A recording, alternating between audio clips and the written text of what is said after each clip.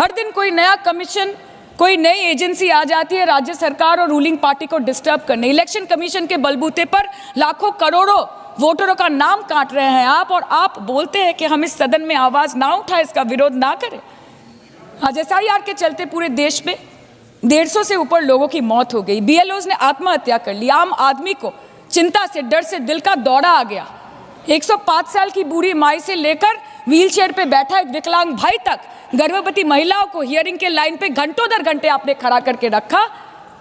मतदाताओं के पहचान को, इस देश के मतदाताओं के पहचान को, 100 साल से इस देश को अपना घर, इस धरती को अपनी माँ समझने वाले, हर धर्म, हर समुदाय के लोगों के आत्मसम्मान को दिन दहाड़े अपने पैरों तले कुचलने का काम किया है आपने। और आप कहते हैं कि हम विरोध ना करें और हम चुप बैठे।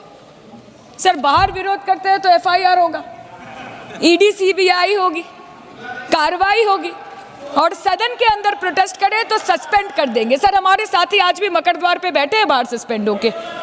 2023 के विंटर सेशन में 141 ऑपोजिशन MPs को एक साथ सस्पेंड कर दिया गया था, और करने के बाद भारतीय न्याय संहिता लेकर आए एक नया क्रिमिनल लॉ जो पूरे देश के क्रिमिनल कोड के प्रोसीजर को बदल देता है, जो स्टेट्स के लॉ एंड ऑर्डर को डायरेक्टली अफेक्ट करता है। सर, बाहर भी बुलडोजर चलाएंगे और सदन के अंदर भी बुलडोजर चलाएंगे। सर, ऐसा नहीं होता है। ये ताकत की बुलंदी भी पल भर का तमाशा है सर, कि ये ताकत की बुलंदी भी पल भर का तमाशा है। जिस डाल पे बैठे हैं वो टूट भी सकती है, जिस डाल पे बैठे हैं वो टूट भी सकती है। इसलिए ख्वाब जरूर देखिए, लेकिन ख्वाबों में घर बना के रहने की गलती मत कीजिएगा।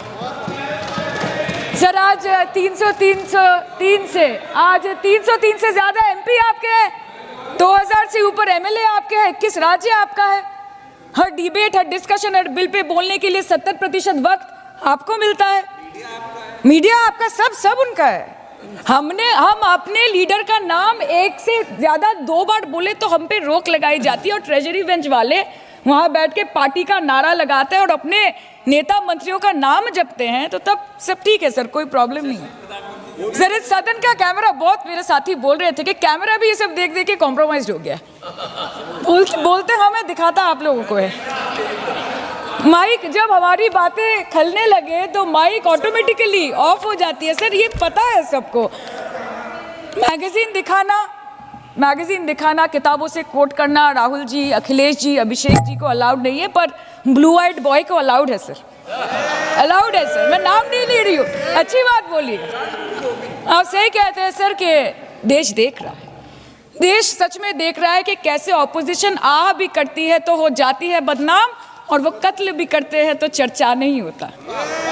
और हम मानते हैं कि LOP का सलाहकार कोई नहीं है सर, परंतु प्रधानमंत्री जी का सलाहकार बनके उनको सदन में आने से रोक दिया, ये कहकर कि महिला सांसदों से उनको खतरा है। सर, आपने तो हमको देशवासियों के सामने आतंकवादी बना दिया, और जबकि असली आतंकवादी इस देश में साइकिल चला के घुस जाते हैं और पैदल वापस चले जाते हैं, आप उनको रोक नहीं पाते।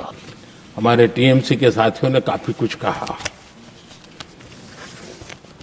जरा खुद को अपने गरेबा में देखें। निर्मम सरकार पतन के जितने भी पैरामीटर्स हैं, उन सब पैरामीटर्स में नए नए रिकॉर्ड बनाते जा रहे हैं, और यहां उपदेश दे रहे हैं। क्या हाल करके रखा हुआ है। ऐसी निर्मम सरकार से वहां के लोगों का भविष्य अंधकार के अंदर डूब रहा है, लेकिन इनको कोई परवाह नहीं है।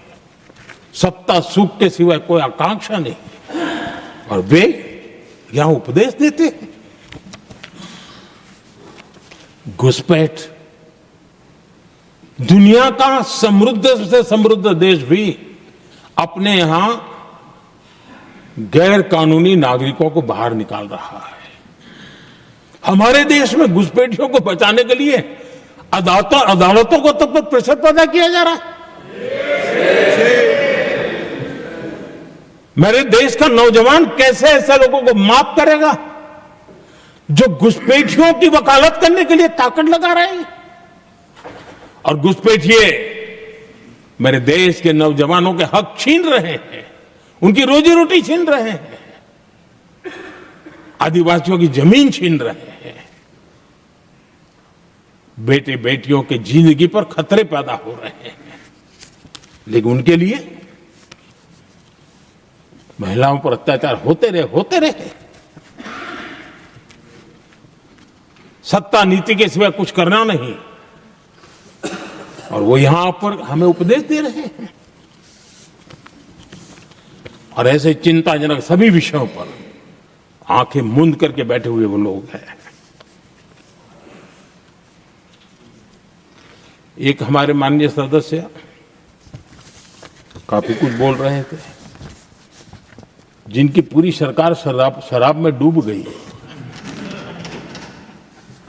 जिनके शीश महल घर घर में नफरत का कारण बन गए, और शायद उनको ब्लैक शब्द ज्यादा पसंद है। हर एक अपना अपना एक भूतकाल होता है।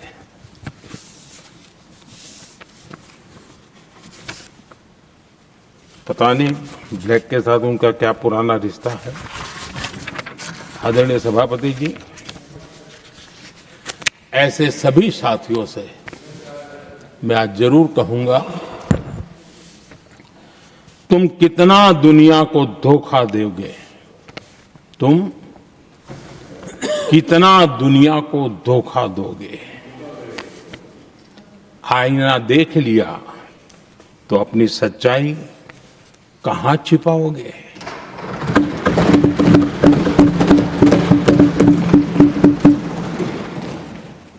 कांग्रेस हो, टीएमसी हो, डीएमके हो, लेफ्ट हो, ये दशकों से केंद्र में सत्ता में रहे हैं, सत्ता के भागीदार रहे हैं।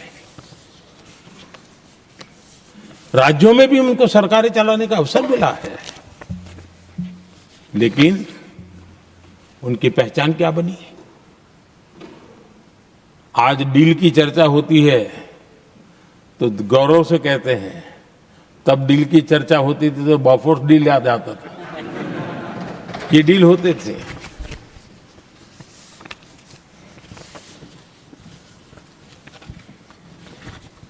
उन्होंने सिर्फ जेब भरने का काम किया। नागरिकों के जीवन में बदलाव आना उनकी प्राथमिकता नहीं थी। आदरणीय सभापति जी, मैं कुछ उदाहरणों के साथ भी बात बताना चाहता हूं, क्योंकि यहाँ चर्चा में ये सारे विषय आए हैं और इसलिए मुझे कहना बहुत जरूरी है। अब एक उदाहरण देता हूं मैं बैंकिंग सेक्टर का। बैंकिंग सेक्टर एक प्रकार का अर्थव्यवस्था की ग्रिड होता है। 2014 से पहले फोन बैंकिंग का कालखंड था। नेता के फोन जाते थे और उसके आधार पर करोड़ों रुपया दे दिए जाते थे, और गरीबों को तो बैंकों में दुत्कार मिलती थी, नफरत होती थी। देश की 50% से ज्यादा आबादी बैंक के दरवाजे तक नहीं देख पाई थी। कांग्रेस के नेताओं के फोन पर अरबों रुपये लोगों को दे दिए गए,